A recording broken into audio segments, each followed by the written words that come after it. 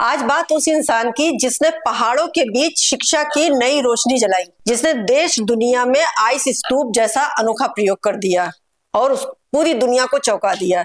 लेकिन आज वही इंसान सत्ता और सिस्टम के निशाने पर है।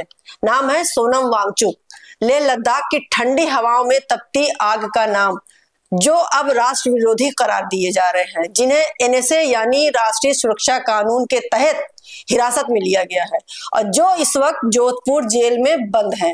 पर सवाल यह है, क्या सच में सोनम वांगचुक देश के खिलाफ है या फिर यह कहानी एक नई राजनीति की एक स्क्रिप्ट है, जहां सवाल उठाना, आंदोलन करना अब सुरक्षा खतरा बन गया है। तो चलिए कहानी शुरू करते हैं वहीं से जहां से सब शुरू हुआ है। नमस्कार, मैं नाहिद और आप देख रहे हैं एक संदेश। अगर आप हमारे चैनल पर नए हैं तो प्लीज इसे सब्सक्राइब जरूर करिएगा और साथ ही साथ इसे लास्ट तक जरूर देखिएगा। सितंबर 2025, लेह की सड़कों पर आंदोलन, लोग मांग कर रहे थे लद्दाख को छठी अनुसूची 6th शेड्यूल में शामिल करने की, ताकि पहाड़ों के लोग अपने संसाधनों पर खुद का अधिकार रख सके। सोनम वांगचुक इस आंदोलन का चेहरा बने। उन्होंने कहा, हम हिंसा नहीं करेंगे लेकिन आवाज उठाएंगे। लोगों ने शांतिपूर्ण धरना दिया, लेकिन अचानक हालात बिगड़ गए। कुछ जगहों पर हिंसा भड़की और प्रशासन ने आरोप लगा दिया कि हिंसा के पीछे उकसाने वाली बातें थीं। सरकार का कहना है वांगचुक ने लोगों को प्रेरित किया कि अरब स्प्रिंग जैसी क्रांति लाओ। उन्होंने स्वयं दाह की बात की और इससे भीड़ भड़क उठी। यहाँ वो बिंदु जहां सरकार ने कार्रवाई की, एनएसए नेशनल सिक्योरिटी एक्ट के तहत हिरासत, सीधे जेल भेज दिया और अब वांगचुक जोधपुर जेल में बंद है। अब आते हैं वांगचुक के परिवार और समर्थकों पर। उनकी पत्नी गीतांजलि एंगमो सामने आई। उन्होंने कहा, ये सब झूठ है, एक मनगढ़ंत कहानी है, मेरे पति को बदनाम करने की साजिश। गीतांजलि का दावा है कि सोनम को निशाना बनाया गया क्योंकि उन्होंने सरकार से सवाल किए। उन्होंने पूछा, अगर कोई शख्स अपने लोगों के हक की बात करता है तो क्या वो देशद्रोही हो जाता है? अब सुनिए प्रशासन का जवाब। लद्दाख प्रशासन का कहना है कि ये कोई विच हंट नहीं है, कार्रवाई पूरी तरह विश्वसनीय सूचनाओं और दस्तावेजों के आधार पर हुई। उनका कहना है कि वांगचुक ने सार्वजनिक मंचों पर विवादित बयान दिए, लोगों को मास्क पहनकर आने की सलाह दी, सामाजिक सौहार्द बिगाड़ने वाले शब्दों का इस्तेमाल किया और कानून व्यवस्था के लिए खतरा बन गए। यानी एक तरफ आंदोलनकारियों का कहना है लोकतांत्रिक विरोध, दूसरी तरफ सरकार का कहना है राष्ट्रीय सुरक्षा का खतरा। सवाल यही है, कौन सही कौन गलत? अब इस बीच कुछ नेताओं और सोशल मीडिया पर फैले दाव ने तो आग में घी डाल दिया। कहा गया वांगचुक के पाकिस्तान से रिश्ते हैं, उन्होंने मोहम्मद यूनुस से मुलाकात की और पाकिस्तान की धरती पर गए।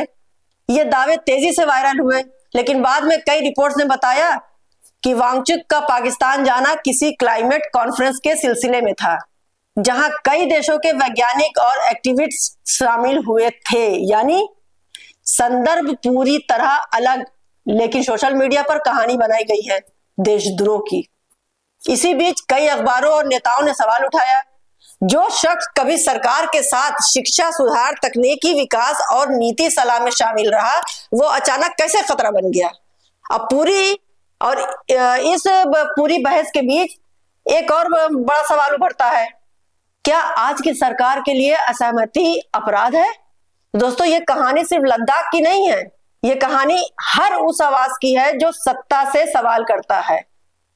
लेकिन एक बात समझ में नहीं आती है कि पुलवामा हमला हुआ, 6 साल हो गया, अभी तक उसका कोई नहीं निकल पाया कि उन्होंने आरडीएक्स कहां से आया, उसकी जांच नहीं हो पाई। लेकिन 6 दिन में सोनम वांगचुक का जांच भी हो गई और उसका पूरा सारा वो निकल आया जांच के साथ साथ कि ये आतंकवादी से मिले हुए हैं, ये फलाना है, ये ठिकाना है।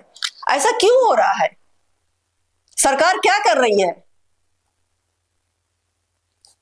अब जरा रुकिए, क्योंकि इस मुद्दे पर एक साथ एक और बड़ा लोकतांत्रिक सवाल जुड़ा है, वो है वोट का हक। एसआईआर की फाइनल लिस्ट जारी कर दी गई। बिहार में निर्वाचन आयोग ने मतदाता सूची का संशोधन किया। मकसद बताया गया, गलत नाम हटाना, नए पात्र मतदाता जोड़ना। लेकिन जो आंकड़े सामने आए उन्हें सवाल खड़े कर दिए गए। करीब 65 लाख नाम हटाए गए, 21 लाख नाम जोड़ दिए गए। और अंतिम सूची में 47 लाख नाम कम हो गए। अब कांग्रेस ने आरोप लगाया ये वोट चोरी है, विपक्षी इलाकों के मतदाता हटाए गए। राहुल गांधी ने ट्वीट किया कि लोकतंत्र का सबसे बड़ा अपराध हो रहा है। वहीं बीजेपी कहती है सब कुछ नियम के मुताबिक हो रहा है। कांग्रेस के पास ना सबूत है ना शिकायत। बीजेपी ने यही कहा, कांग्रेस ने ना तो कोई आपत्ति दर्ज की ना किसी नाम के लिए शिकायत की। अब बिना प्रमाण वोट चोरी का नारा लगाया जा रहा है। सवाल यही वही, क्या वे शुद्ध सुधार प्रक्रिया है या फिर किसी खास इलाके, जाति या समुदाय की सूची को उसे गायब करने की रणनीति? और यही चिंता आज सोनम वांगचुक के मामले में भी है। क्या सिस्टम अब विरोध की आवाज को रिकॉर्ड से एकदम मिटा देने की कोशिश कर रहा है, चाहे वो मतदाता सूची हो या फिर आंदोलनकारी की आजादी?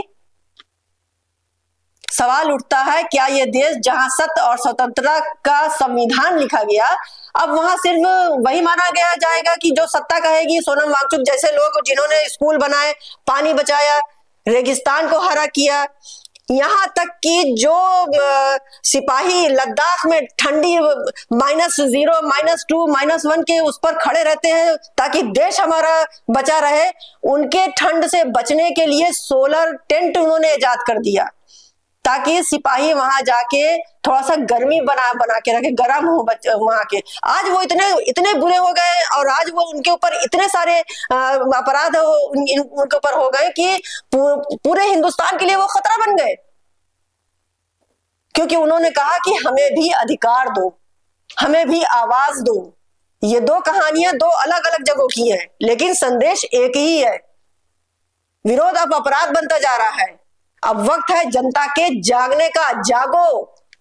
अगर आपकी आवाज नहीं सुनी जा रही है तो कम से कम उसे दर्ज कराइए, सोनम वांगचुक जैसे लोगों के लिए बोलिए और अपने वोटर लिस्ट को जाकर चेक करिए। कहीं ऐसा ना हो कि अगली बार आप वोट डालने जाए और आपकी लोकतंत्र की मौजूदगी वहां से गायब मिले, क्योंकि लोकतंत्र तभी जिंदा रहता है जब जनता बोलती है।